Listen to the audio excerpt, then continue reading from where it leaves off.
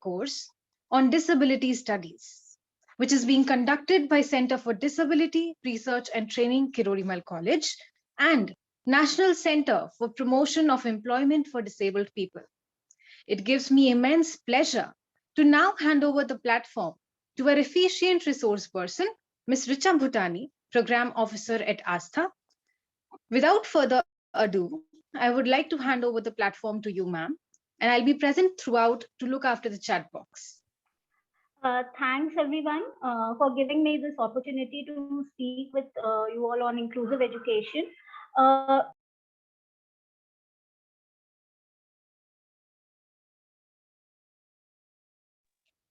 Ma'am, you're on mute.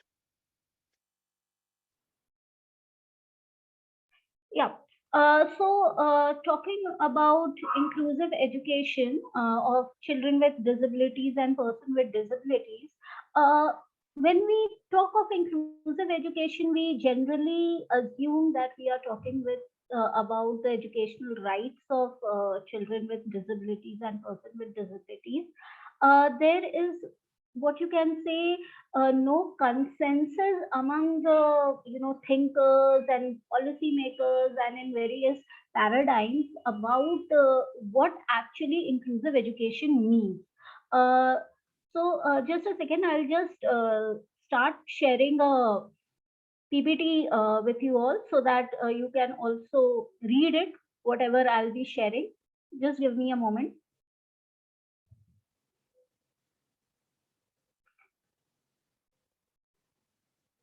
Yeah.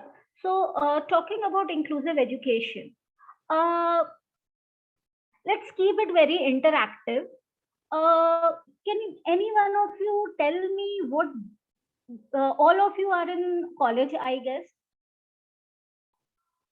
So can anyone share their experiences of what type of students they find in college and in your higher institutions? I mean, their social background, from which social category or economical category they basically belong from. What type of a students you find over there? Ma'am, if I talk about my college, so we see people from all walks of life, and we have a very inclusive campus, and I see every type of people there. Okay. Every type of people in the sense? In the sense, economic background as well as social background. Social background, you mean people having different ethnic, beliefs and religion. Yes, ma'am. You will find some students wearing, hijab, which is in controversy nowadays. You might also find people from rural background also.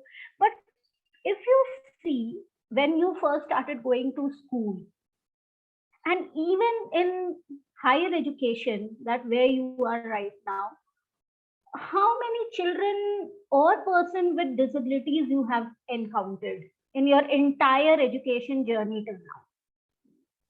Ma'am, so working with the center right now, I have interacted with a lot of them on a personal level as well. And there are quite a few friends of mine. And in the school life, I only could witness one. But in my college life, I think I have interacted over about, personally, I think 30 to 40 students. This is because maybe we are able to find ourselves in a system or a structure where people from all background are able to participate. That's why they are visible. Otherwise, why not in schools? Schools, in a given school, we have so many children in a given school, like more than 1,000 students. In many schools, we do have. So why are we not able to see any child with disability over there? How many of us were able to see children with disability in their school? Can I ask anyone? Anyone had a chance of interacting with child with disability in their school life?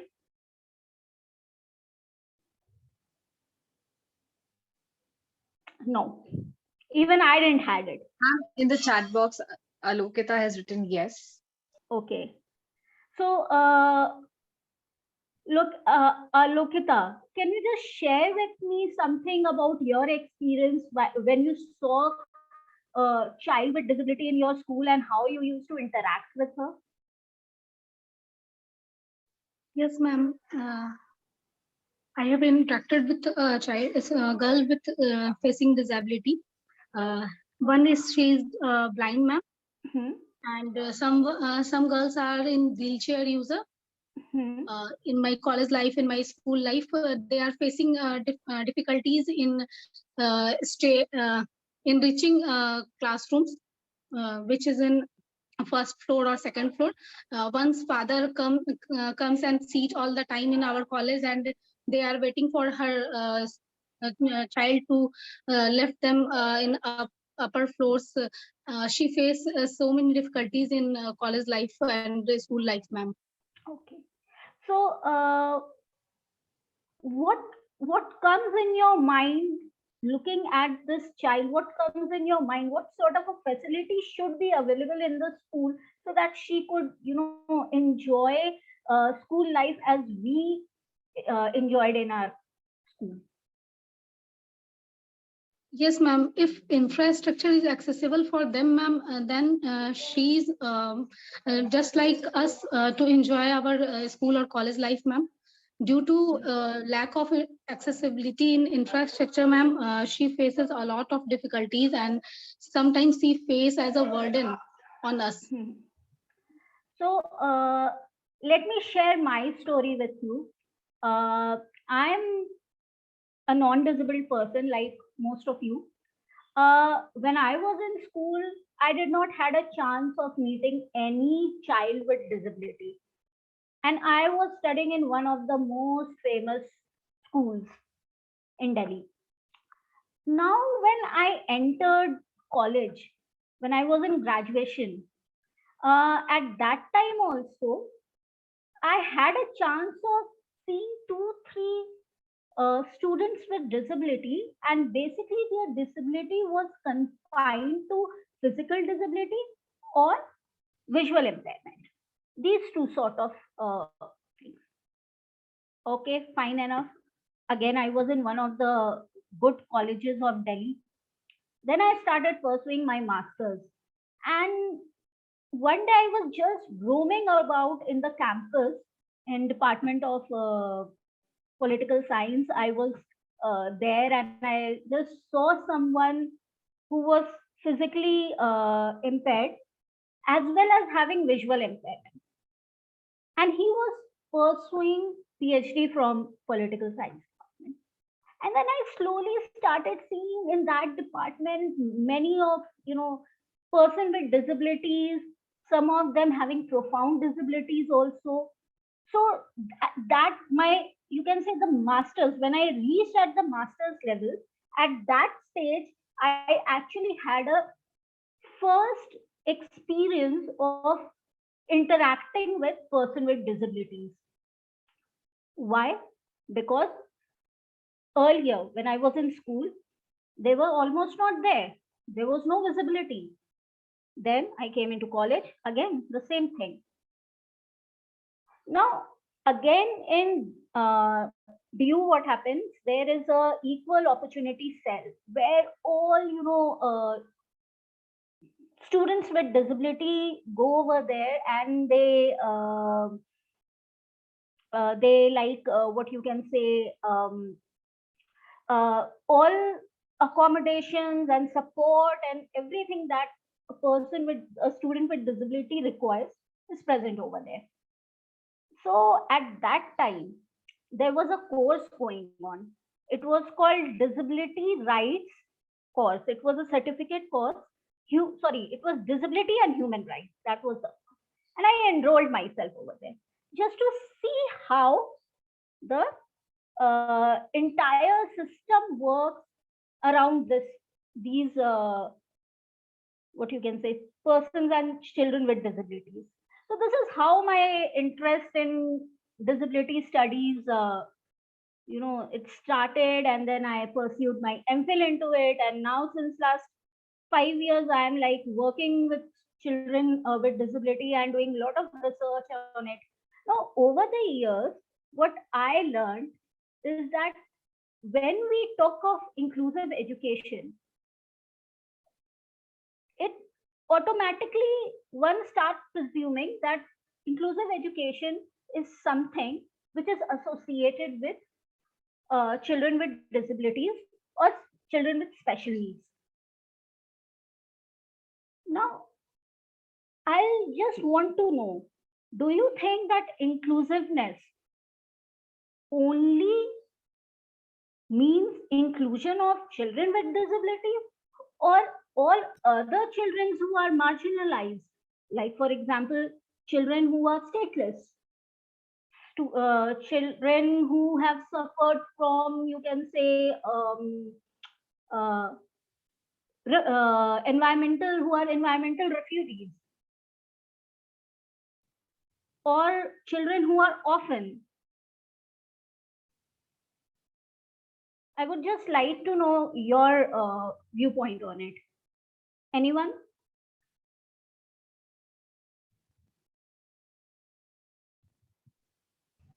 Yes, ma'am. Inclusive education will only will be having the meaning when every kind of disability or inaccessibility will be addressed, and you will get to have the education which is provided by the state in whichever manner it is accessible to you. Accessible, I do agree you are talking about accessibility and all, but I am asking, do you think when we speak of inclusive education, it means only children with disabilities, or the range of other margin inclusion of range of other marginalized students also? Yes, ma'am. For that is what I was saying, that it is very individual concept, and like we should look at the every individual and what are the problem the child is or the student is facing, and the inaccessibility what I was talking about is non-availability of the education or the Okay. services, and that Mhm. too that it should be addressed. Okay. So, yeah, what you said, actually within the inclusive education paradigm also, within, not, you can say not inclusive education, but in the educational paradigm also, there has been a debate on definition of inclusive education. There are proponents, there are people who just look for inclusive education from uh, from the approach of children or person with disabilities. But there are other scholars that talk of inclusive education in a holistic manner. Now, what does inclusive education actually mean? So, when we talk of inclusive education, uh, it means that children as well as person with disabilities uh, are able to study in a same is able to study with non-disabled children in a mainstream education system. Now, it can also mean inclusion.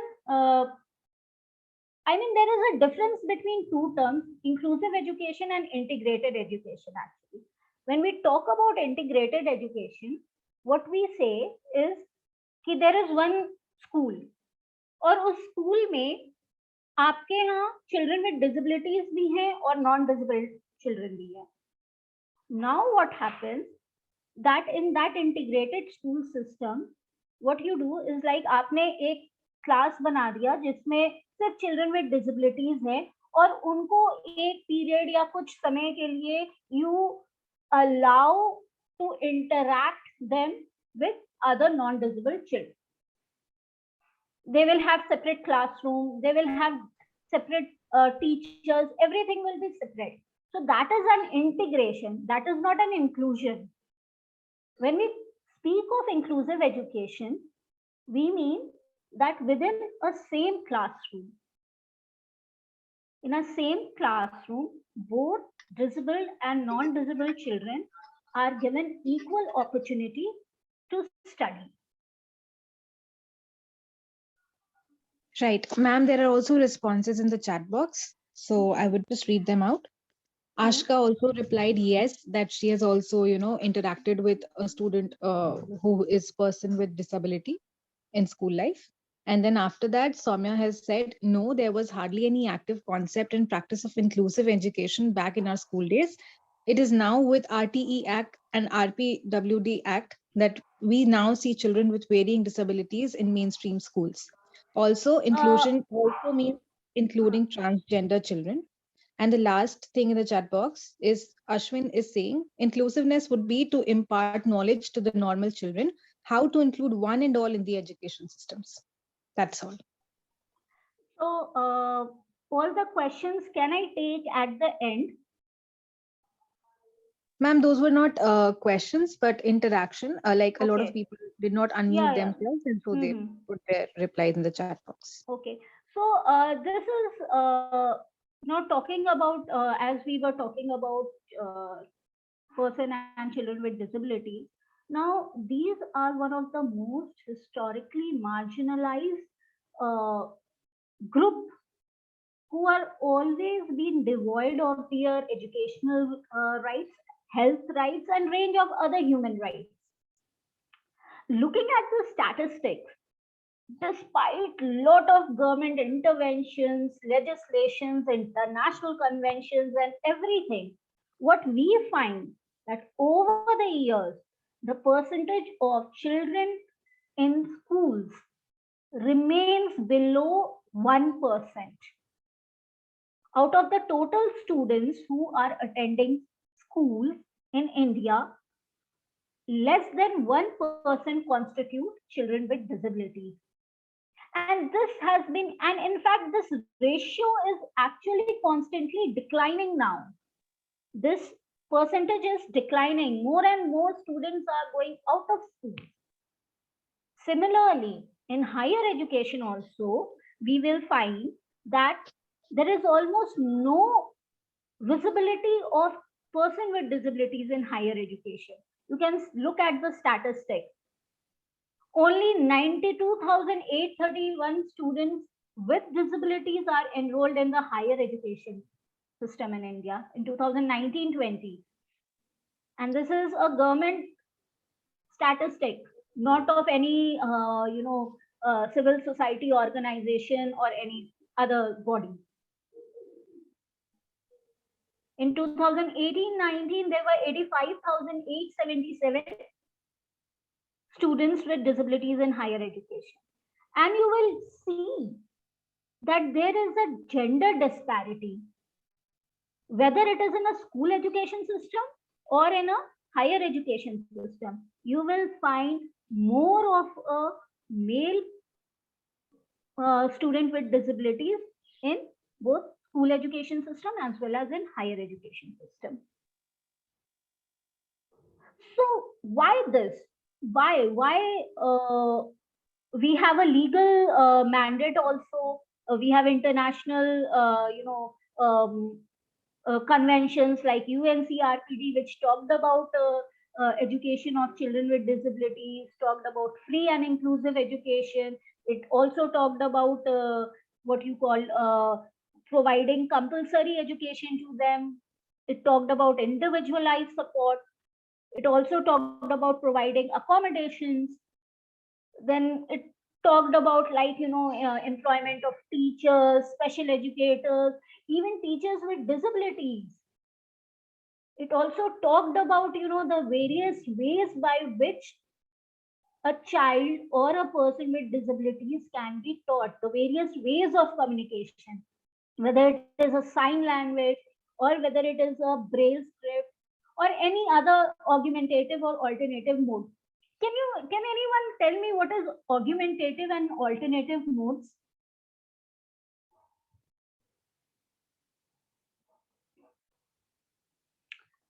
Any idea? Anyone?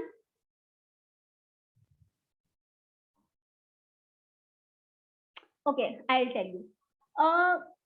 There are children. Suppose there is a child who is deaf and blind. So this deaf and blind person, he cannot speak, he cannot hear, and he cannot see. All three conditions. Now, the way in which this child communicates or expresses himself is an augmentative and alternative mode. Or you can say, if there is a child with cerebral palsy and he's having a profound impairment, he cannot speak. He cannot speak at all. He cannot make any communications, but through his or her expression or pointing at something, like if we make show him some visuals and he will point out at that visual, then that is a way of communicating, and that is called as alternative modes. So these are technical terms. As you will read about it, you will come to know about all these methods. Now, UNCRPD also talked about it again, and it was mandatory for all the signatories to adopt, in principle, UNCRPD. India was also a part of it, and but it took around 10 years for India to bring about a legislation which is specific to the rights of persons with disability, and it is called Right to Person with Disability Act 2016. Now, in this act, there were range of rights being talked about, like right to health. Then there was a provisions for girls and women and girls with disability. There was the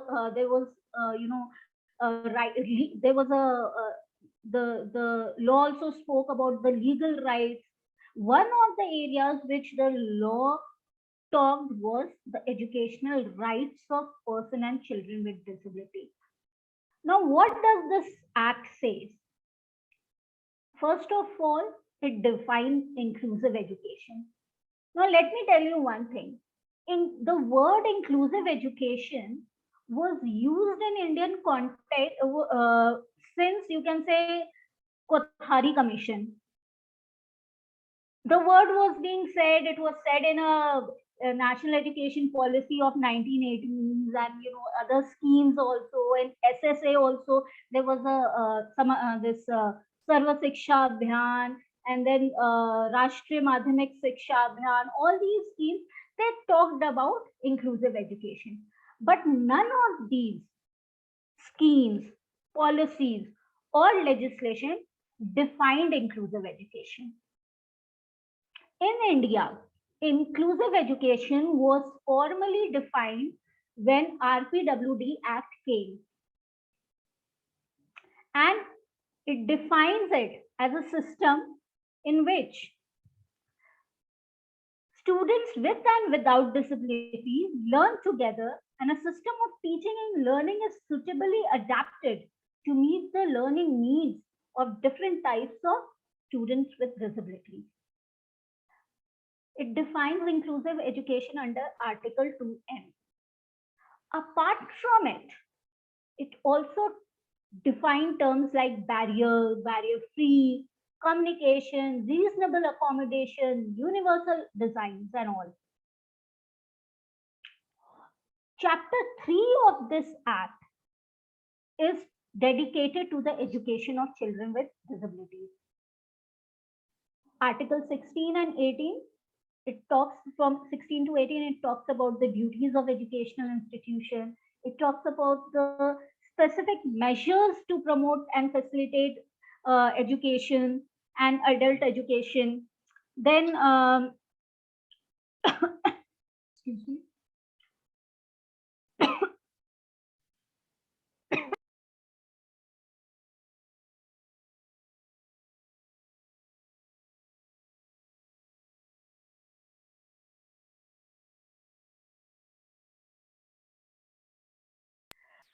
Can you all see the screen? Yes, ma'am. So when we are talking about this, what are their provisions in what you called with regard to the education in this. So it says that the appropriate government under Article 16, it talks about the duty of the education institution to to provide inclusive education.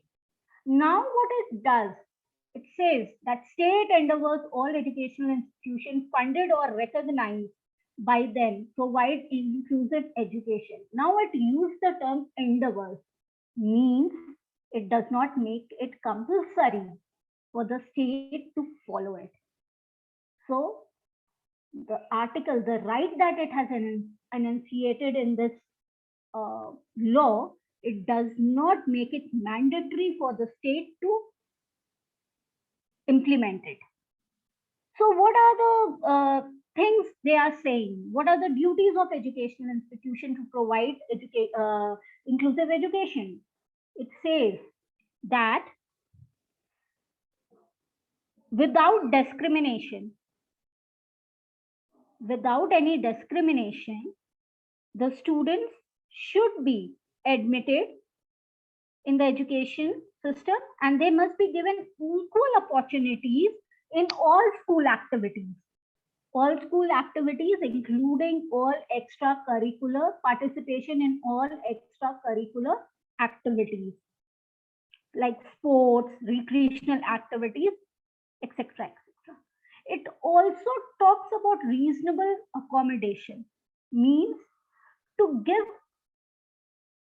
accommodation to the children with disabilities so that they can fully enjoy their educational rights.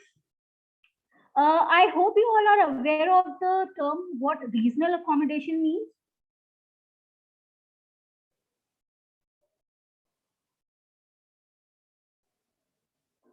Anyone?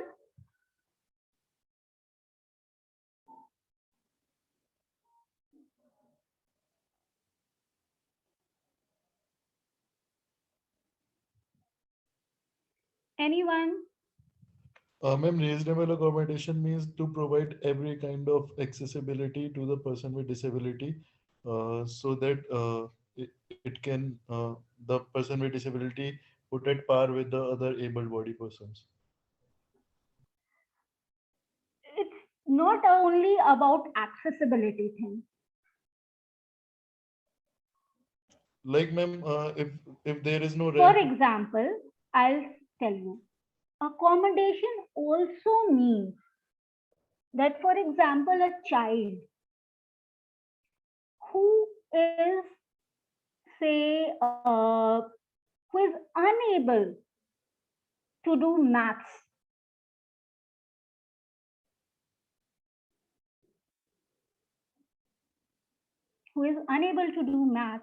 then provide him with all means to understand maths. Like, for example, if I want to understand the concept of time and I am having intellectual disability, now if I am being taught the concept of time from a traditional method, I won't be able to understand. Now use different TLMs, use different methods to understand this concept, to make me understand the concept of time is called as reasonable accommodation. It's not only about accessibility, it's also about TLMs, it's also about, the way you teach the child. Yes, ma'am. It also talks about all the materials that we need to provide and all the modification we need to do in the so-called normal way of teaching or executing some work. So any modification or adaptation to make each and everything, including place, material, accessible for all. Yeah. Now, reasonable accommodation, like for example, I cannot sit, provide me with a special chair. That is again a reasonable accommodation. Yes. I am a person who cannot see from far. I am a person with low vision impairment. What will I do? Make me sit in the front row so that I can hear the teacher clearly as well as I can see something on the board. So this is a reasonable accommodation. This is accommodation. Now there is another term which is called modification. Now, reasonable accommodation also involves giving extra time to complete your work. That is also a part of reasonable accommodation. Now, there is a term called modification. Now, what is modification? Modification means, for example, I am a visually impaired. You might have, how many of you have taken up competitive exams? Any one of you? Yes. So when you will see, question paper of a competitive exam, there will be one question which will be related to, diagrams. And it is written in that this question is not to be attended by students having visual impairment. Yes. Instead, they are said to write attempt a question which is related to passage or something like that. So this is called modification. You have modified it per the need of this child. You have modified the question paper. You have modified the question. You have changed the question actually. That is modification. So let's get back. So when we are talking about duties of educational institutions, educational institutions, the state is also required to monitor the participation of children with disabilities. They are also required to see that they are being provided with transport facilities to children with disabilities, and also the attendant of children with disability having high support need. The irony is now what happens at a ground level. The law says that you need to provide transportation facilities to children with disabilities. But if you will look at the, what you can say, orders and the budgets and everything of education, you will find that the state actually does not provide transportation facilities to the children with disabilities, but they provide allowances for it. They will provide children with disability some amount of allowances so that they can pay for transportation as well as for the escort. This is the ground reality. Now, moving forward, now how will state ensure that all these things happen? For this, the state first says that you need to conduct a survey of children that are going to school, and this should happen every 5 years. And the first survey should be conducted within 2 years from the implementation of this act. The ground realities suggest that very few states have conducted this survey.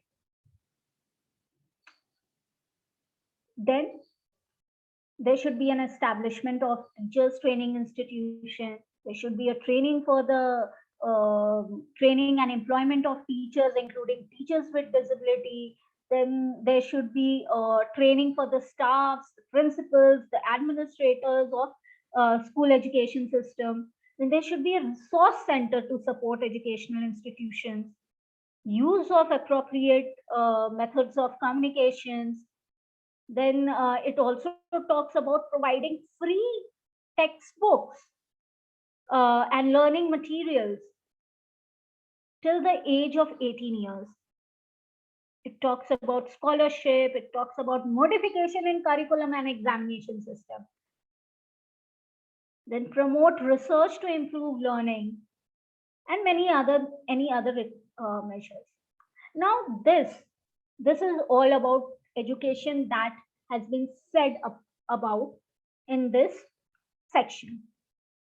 Apart from this, the Act also mentions about special provisions like free education for children with benchmark disability.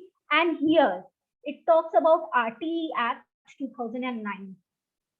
And it provides that the children with disabilities have a choice to get access to free education in neighborhood school or in a special school.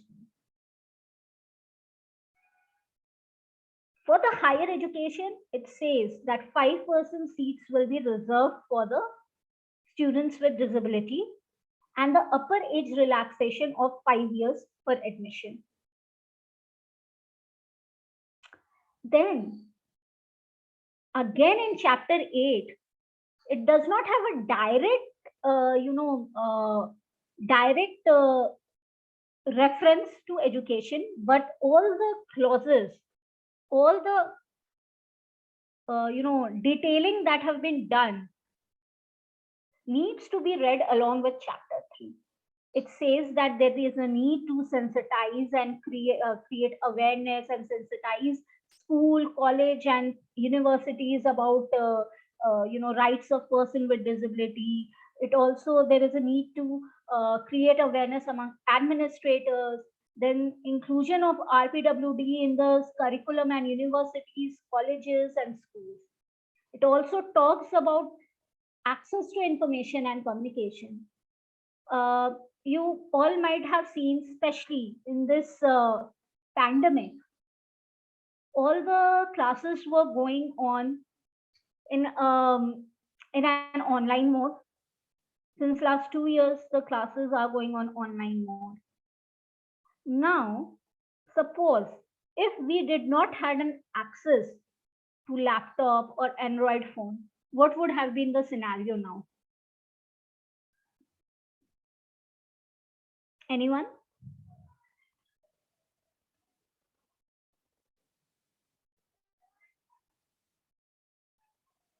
Anyone can tell me what would have been the consequences with all of us if we did not have an access to technology? Ma'am, it would have been difficult to conduct classes like these. By this time, everybody would have forgotten what they have studied 2 years. Am I right? None of us will remember what we have learned earlier. In last 2 years, what we have learned, our learning outcomes would have been 0 if there was no technology. Now this act says that make all information and communication available to the person with disability, and that also in accessible format.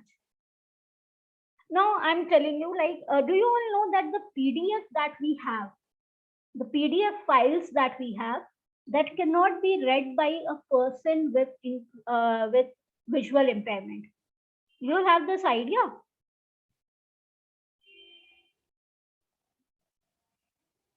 So it says, okay, I am conducting an online class. If I do not provide you with a material which is not in an accessible format for you, which you cannot read, then will that serve any purpose? No. So that is why it says that it lays emphasis on information and technology. It says that person with, I'll share you what happened in like one of the research that I'm involved into currently. Actually, I'm looking into the inclusive education of children with disabilities in Bihar. Currently, I'm looking into it. Now, what happened when I was interacting with families over here, the children with disabilities over here? They said that since last 2 years, there was no online classes conducted for them. Why? Because they did not had the device. The teachers were not trained to conduct online classes, especially in the rural areas. And most of these children, they are enrolled in a government school where there is no infrastructure available. So all these things were happening. Fortunately, the very thing he's least attracted to. Somebody is unmute. Is he the most attracted to that? Can the host please control it? And the law also says that it is essential for the system to ensure that accessibility norms are followed by all organizations. Accessibility also means physical accessibility. The buildings are made disabled friendly. All the provisions that are present in making the building visible friendly should be there, and until and unless that provisions are not satisfied, the building will not be given a clearance certificate. All these norms were present in it. Now, tell me one thing. How many, you all are college students, I guess. Can you tell me how many campuses or the colleges are accessible for everyone? Ma'am, in my till educational institution experience, I have only seen the one institution, one Central University of South Bihar, which is fully disabled friendly. Campus. What do you understand by fully disabled? Ma'am, hostels and institutions buildings are disabled friendly. There was a lift and a RAM are also available, and so many facilities for disabled are available also there, ma'am. Okay. Telling you frankly, the ground realities, the various, observations, the research studies, and the ground realities, experiences, everything reflects that the concept of accessibility within the school remains confined to physical accessibility, and that physical accessibility also, the policy makers and the system, they think that when they are talking about physical accessibility, it means just rail and ramp and toilet for children with disabilities or persons with disabilities. That is not accessibility in school or in building. One needs to go beyond access, this physical, beyond the concept of ramp and rails. If the building or the schools, colleges must ensure that there are tactile paths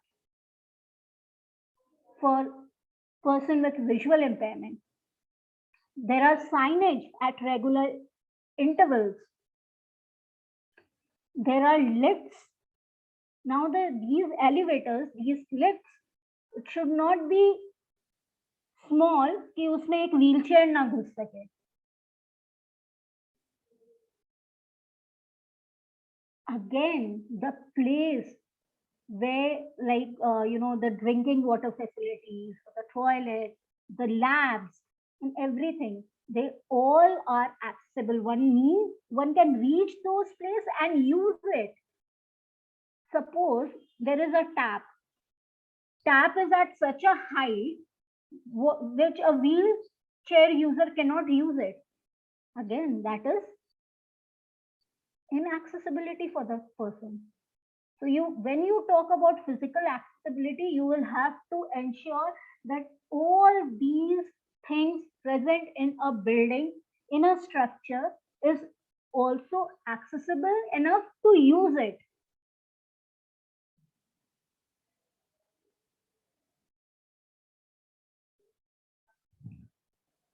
So this is all about education rights within the RPWD Act. Now in 2020, you all know that new education policy came up. Am I right? Do you all have any information about it? Yes, ma'am. It came in 2020. Now this new education policy, what we call as National Education Policy 2020, it talks a lot about inclusion of children and persons with disability. First of all, what it does, it endorses the RPWD Act 2016. When you endorse any legislation, means that you accept the legislation in its principle as well as in various in principle as well as in what you can say in working way, everything. You endorse it completely. You accept it completely in all domains, in all aspects. Now, this policy, it talks about children with disabilities in school education system as well as higher education system. Now, in chapter 6, it talks about equitable and inclusive education learning for all. Within this chapter, it talks about children with disabilities and inclusive education. And in chapter 14, it talks about the inclusion of person with disability in higher education system. Now, when talking about children with disability, this education policy incorporate or includes children with disabilities within a socially economically disadvantaged group. Now, when they are talking about socially economically disadvantaged group, they have talked about all marginalized children, orphan, street children living on street, refugees, then children affected with natural devastation, then minorities, children with disabilities, all these categories are included in. Now, what does it say about? Let me tell you, when this policy was accepted, before that, the government brought about the draft of this educational policy, and it made it public that those who want to provide recommendations on it can submit their recommendations. So disability organizations across the state, across India, across the states, from all the states, they submitted their recommendations. And we feel good that many of these suggestions given by the disability organizations were incorporated in this national education policy. Now, what does it say? It says that it gives highest priority to the inclusion and equal participation of children with disabilities. And that too since early childhood, like from preschool. It is giving high priority to the inclusion right from the preschool till the entire education system, like from pre-class till higher education system. It completely endorses it, and it gives priority to their inclusion and participation. And it says that it acknowledges that it is important to create enabling mechanisms so that these children can can get the same opportunities to participate equally with other children.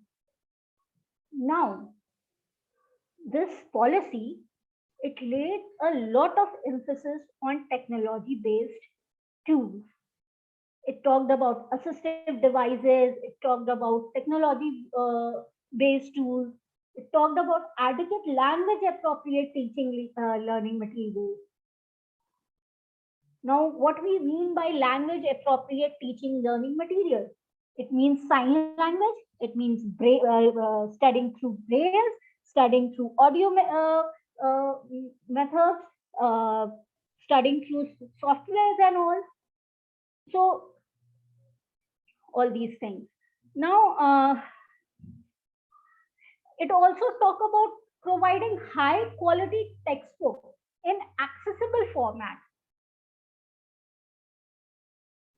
When we are talking about high quality textbook in accessible format, it includes books with large and large font books, books in braille format.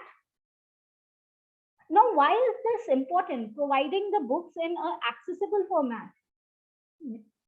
We know that in higher education or even school system, many of the person with disabilities are not able to read. Each university have a cell, equal opportunity cell, where they students with disability are able to study.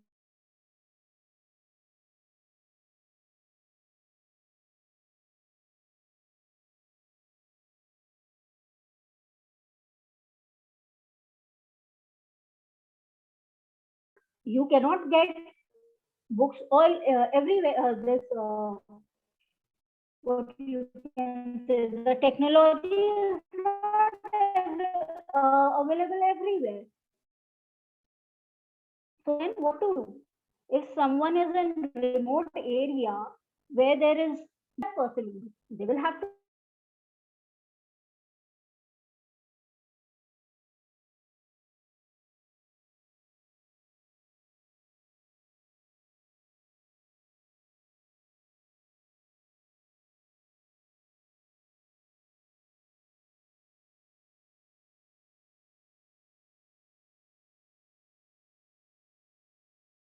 emphasis on books, the braille books, the large font books, and all other font books. Many visually impaired students, especially in the rural background, they are not aware of it. कि braille book नाम की भी कोई चीज होती है. So these are the ground realities. Now, again, this policy talks about making the curricular, inclusive. It says that while making curriculum framework, the bodies will have a consultation with the Department of to make Indian Sign Language modules for Indian Sign Language. There will be a focus on special learning disabilities. There will be a standardization of Indian Sign Language. Then the policy also speaks about safety and security of the children with disabilities, because what we see that in any unfavorable conditions, in any humanitarian crisis, or even in a general scenario, often children with disabilities are the most vulnerable ones. Many of the children with disabilities, especially girls with disabilities, they quit education or they leave the school or education or even higher education system due to the safety and security concerns. Then teachers and other personnel. It also talks about, like, it gives a lot of emphasis on capacity building of teachers, not only the special educators, but the what you call teachers. It also talks about recruitment of special educators with cross disability training. If you will just go through the statistics, you will find that the number of special educators are far below the demand. So, if there is no special educators, children, how would you be able to cater to the educational needs of children with disabilities? Now you may ask that, okay, the general school teachers are being trained. What is the role of special educators? Now what happens mostly that in a school system, when a child, I'm taking a reference from various studies, when a child with disability goes to school to get himself or herself enrolled, the teachers or the principal just refuse to take admission of that child. Why? And what reason do they provide? They say, ये बच्चा जो है हमारे school में पढ़ने के लिए नहीं है, इसके लायक यहाँ पे जो फैसिलिटीज होनी चाहिए वो हमारे स्कूल में नहीं है, हमारे यहाँ स्पेशल एजुकेटर्स नहीं है जो इसमें पढ़ा सके. एंड समहाउ अगर उस बच्चे का एडमिशन हो भी जाता है स्कूल में, तो teachers do not give cognizance to his or her needs. The general teachers, they consider children with disability as a burden. Why do they consider as a burden? Because they do not have that expertise to teach these children. Now there is a provision of special educators. Now these special educators, they are not meant to teach these children. Actually, their role is to help the general class teachers to teach children with disabilities. However, the ground reality suggests that a teacher, a general class teacher, they put the entire onus of teaching the child on a special educator or to the family of the person, of family of the child. This is the ground reality, which has been shown through various research, action-based research, and other research also.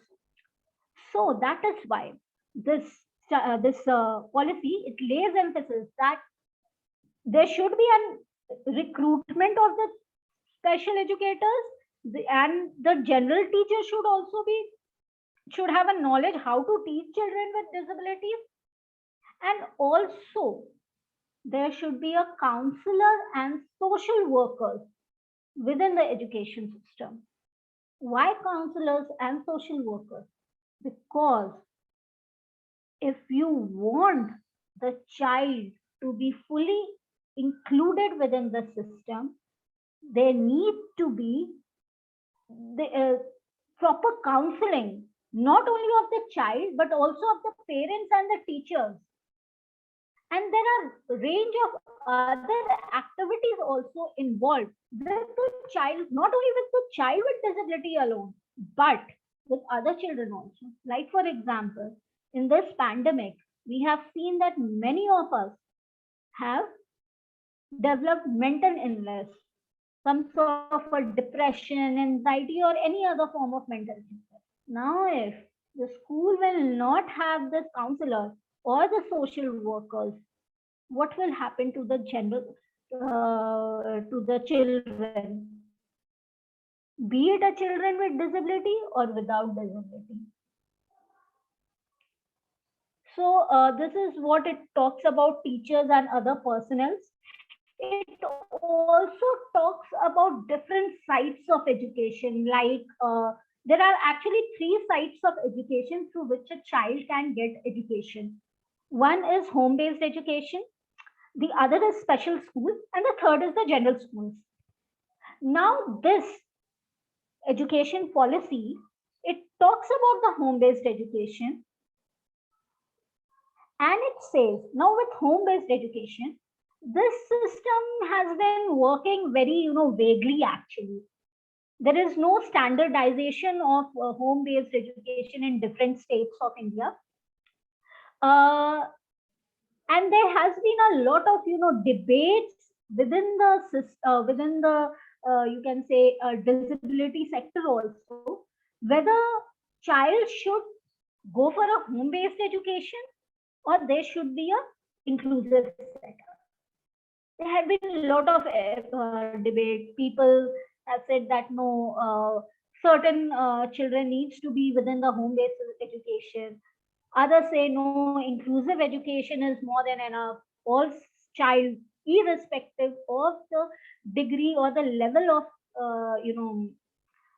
this disability, must be the part of regular school. Now, when talking about home-based education, actually home-based education is one of the most, you can say, misused process. Now, as I told you earlier, the schools and institutions, they do not want to take the responsibility of the child. What happens is this home-based education is not working. First of all, it's not working in all the states.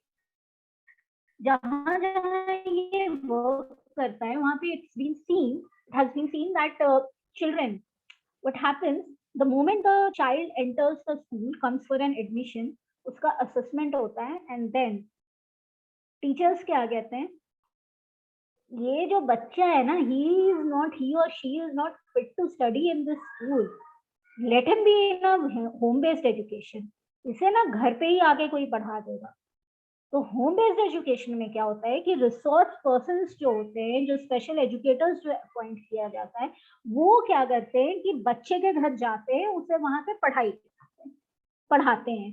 और but reality ये है, research जो है conduct हुए हैं, उसमें बताया गया है कि होम बेस्ड एजुकेशन में there is no standard settings and guidelines, and what is being offered in a name of education is scribbling, coloring, and all these things. Okay? This is what is being done. No real education is being done under the home-based education. So, within the new education policy, it is being said that home-based educations need to be audited. It needs to be strengthened with standard settings and guidelines. There should be a guideline for it. And the children under the home-based education should be treated like any other child. Actually, क्या होता है कि home-based education में जब बच्चे जाते हैं, तो they are not entitled, they are not able to enjoy the entitlements that are being given to children with disabilities that are within the that are going to school. Like they won't get scholarship, they won't get allowances for transportation, they won't get money for uniform, they won't get money for textbooks, all these things. So it says, that is why it says that children under home-based education must be treated like any other child, and all entitlements must be given to them. Apart from that, the policy also says that the resource center, along with the special educators, needs to provide rehabilitation and educational needs to the children having severe or multiple disabilities, and also to assist the parents in homeschooling and skilling. Now, this is what has been talked about, in new education policy about the children with disabilities, about the education of children with disabilities and inclusive education. Now, what does this policy miss?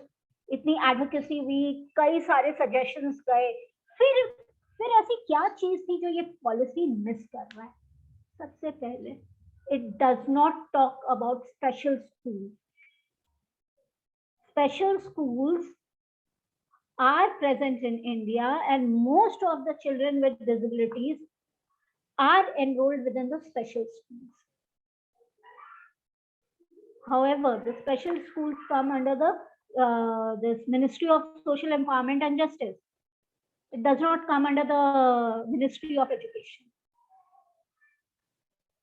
The policy now should become, now when you are talking about education, whether it is a higher education, whether it is a school education, whether it is a home-based education, you are talking about everything. तो फिर ये जो special school जो है वो आप different ministry में क्यों रख रहे हो? उसे भी तो एजुकेशन मिनिस्ट्री में होनी चाहिए ना, क्योंकि यहाँ पे तो पढ़ाई की बात हो रही है. एंड आप आरटीई एक्ट में स्पेशल स्कूल्स की बात कर रहे हो. आरटीई एक्ट कहता है कि आप स्पेशल स्कूल में एडमिशन ले सकते हो. आरपीडब्ल्यूडी एक्ट कहता है कि आप स्पेशल स्कूल में एडमिशन ले सकते हो. Then why the policy is not talking about the special schools? So this is one of the biggest miss outs in the policy. Also, nowhere within the policy you will see the mention of terms like individualized support, accommodation, barrier free, all these things. And in order to make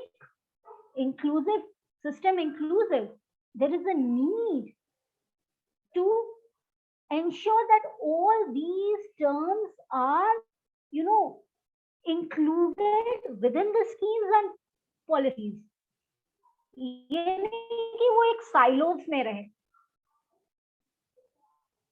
आपने individualise support, accommodation and barrier free की बात कर दी RPWD act में. पिछले 6 साल से RPWD act है, recommendations गए, सजेशंस गए, सब गए एजुकेशन पॉलिसी बनाने के टाइम पे, वहां पे ये सारे टर्म्स यूज में. बट जब आप मेन डॉक्यूमेंट यूज कर रहे हो तो उसमें these words, why are these words used? You need to incorporate these terms also, and also you need to understand it. So these are some of the things that has been talked about in education policy. Now comes what needs to be done to make the effective inclusion of children with disabilities. First of all, one needs to see that a child who is moving from general school system to special school or from special school to home-based education, any side, this transition should happen. Actually क्या होता है कि एक बच्चा जो home-based education में चला गया, उसको general education system में आने नहीं दिया जाता है जल्दी. तो you should ensure कि ये transition हो सके. एक special school का जो बच्चा है, जो blind school में पढ़ता है, ensure कि वो general school में admission ले ले. ये ensure करना है हमें, तभी inclusion हो सकता है. Otherwise, inclusion cannot happen if one child is not allowed to transit from one side of education to another. Then how will inclusion happen? Then it is important to see कि ठीक है, policy में आपने home based education की बात की, आपने NIOS की बात की, आपने सबकी बात की, but do not make it a permanent alternative. Allow the child to shift to other form of to general mainstream education system. Train the teachers, provide them with concepts like, provide them with the trainings that involve on concepts like individualized support, reasonable accommodations, and these should not be only within a general school system, teachers for general school system, but for the home-based education also, for the NIOS also, for the special schools also. Then there should be a parity between curriculum and pedagogy. Now with the special schools, I'll tell you, special schools, most of the special schools, they do not have standard curriculums and pedagogy. It's only in the blind schools and some schools that deal with, you can say, hearing impairment, speech and hearing impairment. They have this standardized, curriculums and pedagogy. So now if a child who wants to, say there is a visually impaired child who wants to switch to general school system, or say a child from a general school system is going to a special school, how will he adapt to the curriculums and pedagogy if there is no parity? It's not at all possible. The child will find it very difficult to adapt to the new curriculums and pedagogy, to the new teaching and learning materials.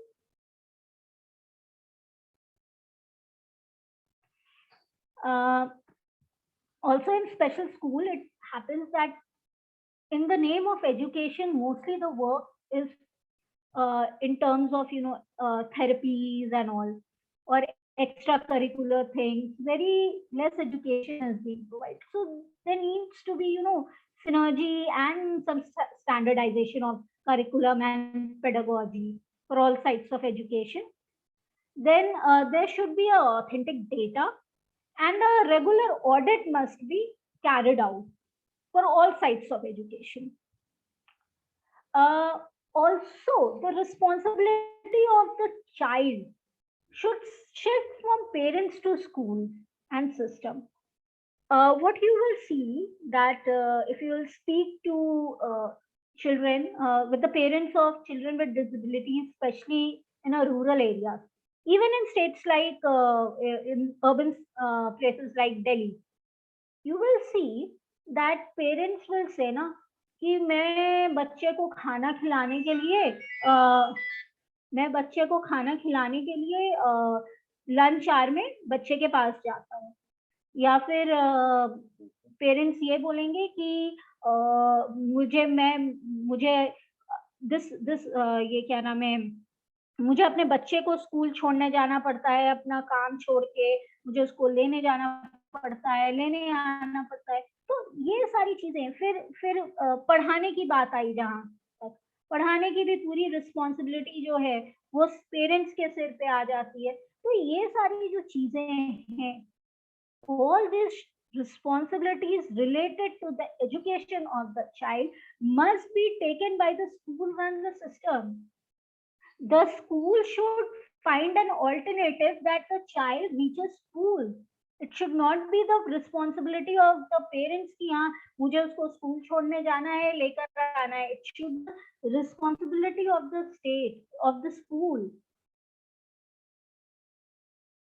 Parents की involvement हो, community की involvement हो, but वो participation जो है वो education system को कैसे बेटर बनाए, कैसे it leads to the it caters to the needs of all children, उनकी पार्टिसिपेशन हो. प्लानिंग जो स्कूल की होती है, या सिलेबस की प्लानिंग होती है, या कोई भी डेवलपमेंट एक्टिविटी होती है, उसमें पेरेंट्स की इन्वॉल्वमेंट और कम्युनिटी की इन्वॉल्वमेंट होनी चाहिए, because the parents and the community they have a direct experience with their child. Take recommendations from the parents and community to make plans for the child, for the school. Participation इस form में होना चाहिए. Participation इस form में नहीं होना चाहिए कि सारी रिस्पॉन्सिबिलिटी जो है पढ़ाने की वो पेरेंट्स के ऊपर आ जाए. Right from sending the child to school till his entire education, learning methods, everything. Then, when the planning is going on, it is very essential that all those children who are out of school, the state must identify the children that they must identify all the children with disabilities in that community, and the state must also ensure that all schools have students with disabilities in it. And there is a need to look beyond physical infrastructure and accessibility within the school. Last but not the least, when we are talking about all these things to happen,